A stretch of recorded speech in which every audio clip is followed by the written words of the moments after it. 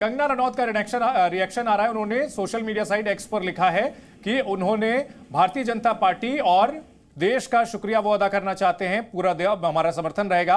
और राष्ट्रीय नेतृत्व ने जो लोकसभा के लिए उनके नाम का ऐलान किया है वो भी उनके जन्म स्थान मंडी से, तो वे काफी गौरवान्वित महसूस कर रही हैं। और उन्होंने ये कहा है कि पार्टी के लिए अच्छा काम करने की वो कोशिश करेंगी एक कार्यकर्ता के तौर पर और जन सेवा करने की कोशिश करेंगी। कंगना रनौत का ट्वीट आया है, बीजेपी का आभार जताया है और खास तौर पर मंडी से जो उन्हें उतारा गया है उसको लेकर के उन्होंने आभार जताया है। कंगना रनौत लंबे समय से रविंद्र बीजेपी के समर्थन में बोलती रही थी और काफी आक्रामक तरीके से, चाहे सोशल मीडिया हो चाहे बाहर हो, आक्रामक तरीके से बीजेपी के समर्थन में बोलती रही थी, जिसका उन्हें यह कहा जाए कि उन्हें पुरस्कार मिला है। देखिए, पिछली बार मंडी जो लोकसभा था वहां से बीजेपी के उम्मीदवार जो थे वो हार गए थे। मंडी वीरभद्र सिंह का एक मजबूत गढ़ हुआ करता है। चूंकि अभी 9 विधायक वहां ज्वाइन किए हैं, जिसमें माना जाता है कि प्रतिभा सिंह या उनके बेटे की काफी अहम भूमिका रही है वहां की सरकार के खिलाफ जो बगावत हुई थी राज्यसभा चुनाव के समय। लेकिन उन्होंने प्रतिभा सिंह ने बीजेपी ज्वाइन नहीं किया, उनका बेटा ज्वाइन नहीं किया है। तो मंडी से एक ऐसा चेहरा चाहिए था जो बीजेपी के पक्ष में उसको कर सके, क्योंकि 370 का टारगेट है। इसमें एक सीट भी काफी महत्वपूर्ण है। बीजेपी अगर चारों सीट जीतना चाहती है तो वहां एक ऐसे कद का चाहिए था जो हिमाचल का भी हो, एक ग्लैमर भी हो, एक पर्सनालिटी भी हो और बीजेपी का वोट बैंक उसके साथ जुड़ जाए। तो कंगना रनावत काफी दिनों से राष्ट्रवाद की बात कर रही थी, हिंदुत्व की बात कर रही थी, प्रधानमंत्री नरेंद्र मोदी के बारे में बात कर रही थी।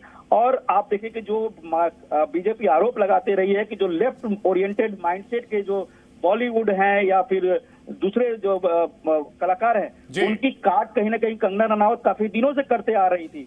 इसलिए कंगना रनावत को एक बीजेपी ने एक कह सकते को ऑब्लाइज भी किया उनके इस योगदान को लेकर। और मंडी की सीट जो महत्वपूर्ण सीट है उसको अपने पाले में लाने के लिए, क्योंकि बीजेपी 4-0 के एक रिकॉर्ड बनाना चाहती है वहां से, हिमाचल प्रदेश से। ऐसे में कंगना रनावत को उतारकर मंडी की जो लोकसभा सीट है उसे भी अपने पाले में करना चाहती है, इसलिए कंगना रनावत को उतारा गया है। एक बात और मैं आपको बता दूं कि कर्नाटक बड़ा इंटरेस्टिंग जो, ठीक है रविंद्र, आपको रोकना चाहेंगे। अरुण गोविल जी हमारे साथ जुड़ चुके हैं, मेरठ से उनको बीजेपी ने उम्मीदवार बनाया है। अरुण गोविल जी, बहुत शुक्रिया आपको हमारे साथ बात करने के लिए।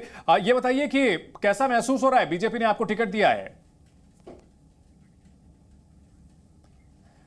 अरुण गोविल से हम बात करने की दोबारा कोशिश करेंगे। इन सब के बीच रविंद्र, गिरिराज सिंह की काफी चर्चा हो रही थी कि एक वीडियो जो आया था जिसमें काले झंडे उनको दिखाए गए थे पार्टी के कैडर की तरफ से ही, उसकी चर्चा हो रही थी, लेकिन टिकट बचा ले गए हैं।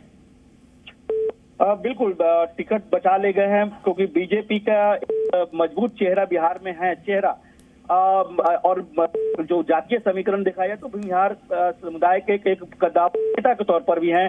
तो ऐसे में गिरिराज सिंह का एक पुरोधा भी है, राष्ट्रवाद की बात करते रहते हैं, विपक्षी दलों पर हमला करते हैं, लालू यादव और महागठबंधन के बारे में लगातार उनका बयान आते रहता है। ऐसे में बीजेपी ने वहां से सिर्फ 3 सांसदों को काटा, अश्विनी हो या फिर छेदी पासवान हो या फिर मुजफ्फरपुर के 3 सांसदों को टिकट काटा। शिवहर सीट जो जदयू कोटे में चल गई, पुराने जो 17 सीटें थी उसमें 4 सीटें हट गई, बाकी 13।